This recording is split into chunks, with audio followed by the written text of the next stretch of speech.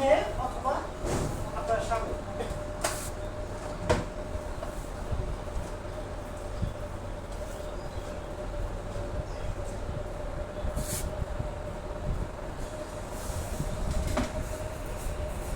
এসব পাবলিক আসলে মনিবার কাছে পাঠাই দিবি।